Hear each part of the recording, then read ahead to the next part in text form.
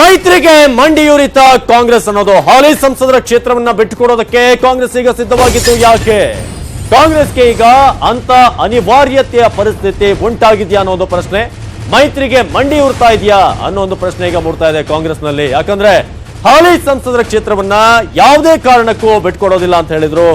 ಆದ್ರೆ ಈಗ ಕಾಂಗ್ರೆಸ್ಗೆ ಅಂತ ಅನಿವಾರ್ಯ ಪರಿಸ್ಥಿತಿ ನಿಜಕ್ಕೂ ನಿರ್ಮಾಣವಾಗಿದೆಯಾ? ಕೇಳದೆ 2 ಕ್ಷೇತ್ರವನ್ನ ಬಿಟ್ಕೊಡ್ತಾ ಇದ್ದಾರೆ ಅನ್ನೋದು ಹಾಲಿ ಸಂಸದರ ಕ್ಷೇತ್ರವನ್ನ ತ್ಯಾಗ ಮಾಡೋದಕ್ಕೆ ಕಾಂಗ್ರೆಸ್ ಈಗ ಮುಂದಾಗಿದೆಯಾ? ಜೆಡಿಎಸ್ಗೆ ಯಾವೆಲ್ಲ ಕ್ಷೇತ್ರವನ್ನ ಬಿಟ್ಕೊಡ್ತಾ ಇದೆ ಅನ್ನೋದು ಪ್ರಶ್ನೆ. ಇದು ನ್ಯೂಸ್ 18 ಎಕ್ಸ್ಕ್ಲೂಸಿವ್ ಸ್ಟೋರಿ. ಕೇಳದೆ 2 ಕ್ಷೇತ್ರವನ್ನ ಬಿಟ್ಟುಕೊಡೋದಕ್ಕೆ ಈಗ ಕಾಂಗ್ರೆಸ್ ಮುಂದಾಗಿದೆಯಾ ಅನ್ನೋದು.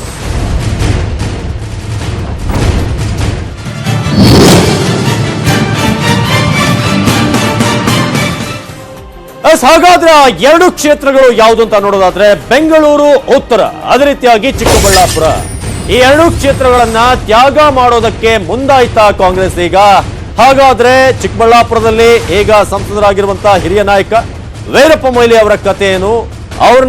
ಅವರ ಕ್ಷೇತ್ರದಿಂದ ತೆರವುಗೊಳಿಸುವಂತ ಪ್ರಯತ್ನ ಆಗುತ್ತಾ? ಈ ಕ್ಷೇತ್ರದ ತ್ಯಾಗಕ್ಕೆ ಮುಂದಾಗಿದ್ದಾರಾ ಕಾಂಗ್ರೆಸ್ನ ಲೀಡರ್ಸ್ ಅನ್ನೋದು. ಬೆಂಗಳೂರು ಉತ್ತರ ಮತ್ತು ಚಿಕ್ಕಬಳ್ಳಾಪುರ ಜೆಡಿಎಸ್ನ ಬೇಡಿಕೆ ಆಗಿತ್ತು. ಈಗ ಬೇಡಿಕೆಗೆ ಮಣಿದಿದೆಯಾ ಅನ್ನೋದು. ಬೆಂಗಳೂರು ಉತ್ತರದಲ್ಲಿ ಕೇಂದ್ರ ಸಚಿವ ಟಿವಿಎಸ್ ಸಂಸದರು, ಇನ್ನೊಂದು ಕಡೆ ವೀರಪ್ಪ ಮೊಯ್ಲಿ ಅವರು. ಒಕ್ಕಲಿಗ ಮತಗಳೇ ಹೆಚ್ಚಾಗಿರುವಂತಹ ಬೆಂಗಳೂರು ಉತ್ತರ ಕ್ಷೇತ್ರ, ಇದನ್ನ ಜೆಡಿಎಸ್ ಕೇಳ್ತಾ ಇತ್ತು. ಅದಕ್ಕೆ ಬಾಗಿದ್ದಾರ ಚಿಕ್ಕಬಳ್ಳಾಪುರ ಮತ್ತು ಬೆಂಗಳೂರು ಉತ್ತರ.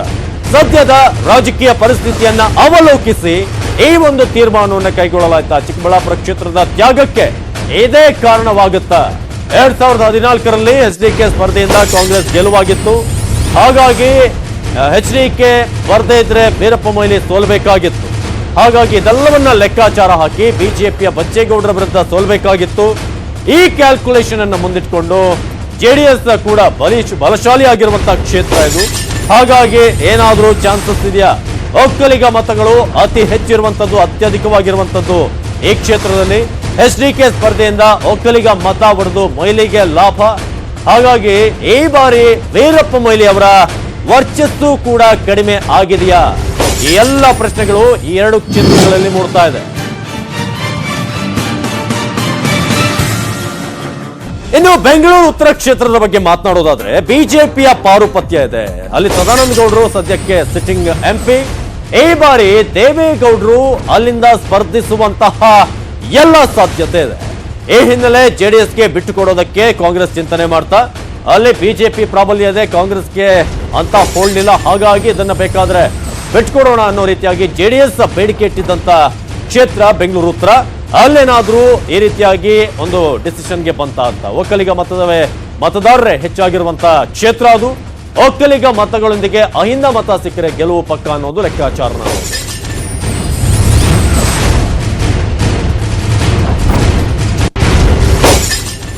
ಶ್ರೀನಿವಾಸ್ ಅಳಕಟ್ಟಿ ಹೆಚ್ಚಿನ ಮಾಹಿತಿಯನ್ನು ಕೊಡ್ತಾರೆ 2 ಕ್ಷೇತ್ರಗಳ ವಿಚಾರವಾಗಿ. ಶ್ರೀನಿವಾಸ್, ಇದೀಗ ಚಿಕ್ಕಬಳ್ಳಾಪುರ ಮತ್ತು ಬೆಂಗಳೂರು ಉತ್ತರ ಜೆಡಿಎಸ್ಗ ಕಾಂಗ್ರೆಸ್ಗ ಅನ್ನೋದು. ಅವಿನಾಶ್, ಎಲ್ಲೋ ಒಂದು ಕಡೆ ಕಾಂಗ್ರೆಸ್ ಹಾಲಿ ಸಂಸದ ಕ್ಷೇತ್ರಗಳನ್ನ ಬಿಟ್ಟು ಕೊಡೋದಿಲ್ಲ ಅಂತಕ್ಕಂಥ ಒಂದು ತೀರ್ಮಾನವನ್ನು ಕೂಡ ಮಾಡಿತ್ತು.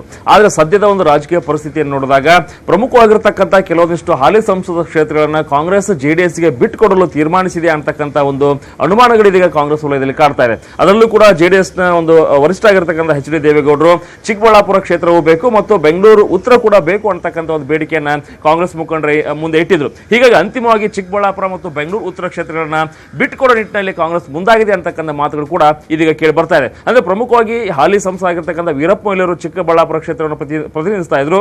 ಆದ್ರೆ ಕಳೆದ ಬಾರಿ ಅವರು ಗೆದ್ದಿದ್ದು ಮತಗಳ ಅಂತರ ನೋಡಿದಾಗ, ಜೊತೆಗೆ ಅಲ್ಲಿ ಎಚ್ ಡಿ ಕುಮಾರಸ್ವಾಮಿ ಅವರು ಸ್ಪರ್ಧೆ ಮಾಡದೆ ಹೋಗಿದ್ರೆ ವೀರಪ್ಪ ಮೊಯ್ಲಿ ಅವರು ಸೋಲ್ತಾ ಇದ್ರು ಅಂತಕ್ಕಂಥ ಮಾತುಗಳು ಕೂಡ ಕಾಂಗ್ರೆಸ್ ವಲಯದಲ್ಲಿ ಕೇಳಿ ಬರ್ತಾ ಇದೆ. ಹೀಗಾಗಿ ಈ ಬಾರಿ ಏನಾದರೂ ಮತ್ತೆ ನಾವು ವೀರಪ್ಪ ಮೊಯ್ಲಿ ಅವರಿಗೆ ಕೊಟ್ಟಿದ್ದೆ ಆದಲ್ಲಿ ಆ ಕ್ಷೇತ್ರವನ್ನು ಕಳೆದುಕೊಳ್ಳೋದು ಗ್ಯಾರಂಟಿ ಅಂತಕ್ಕಂಥ ಒಂದು ಅಭಿಪ್ರಾಯ ಕೂಡ ಇದೀಗ ಕಾಂಗ್ರೆಸ್ ವಲಯದಲ್ಲಿ ಕೇಳಿ ಬರ್ತಾ ಇದೆ. ಹೀಗಾಗಿ ಅಂತಿಮವಾಗಿ ಅದು ಜೆಡಿಎಸ್ನ ಒಂದು ಪ್ರಬಲ ಕೋಟೆ ಕೂಡ ಆಗಿದೆ.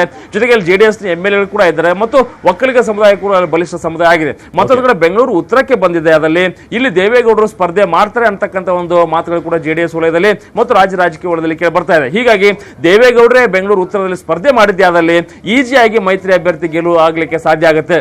ಜೊತೆಗೆ ಎಲ್ಲೆಲ್ಲಿ ಗೆಲ್ತಕ್ಕಂಥ ಸಾಧ್ಯತೆಗಳಿದೆ ಅಲ್ಲಿ ಮೈತ್ರಿ ಜೆಡಿಎಸ್ಗೆ ಬಿಟ್ಕೊಡೋ ನಿರ್ಧಾರವನ್ನ ಕಾಂಗ್ರೆಸ್ ಮಾಡಿದೆ. ಅವಿನಾಶ್, ಧನ್ಯವಾದ ಮಾಹಿತಿಗಾಗಿ ಶ್ರೀನಿವಾಸ್.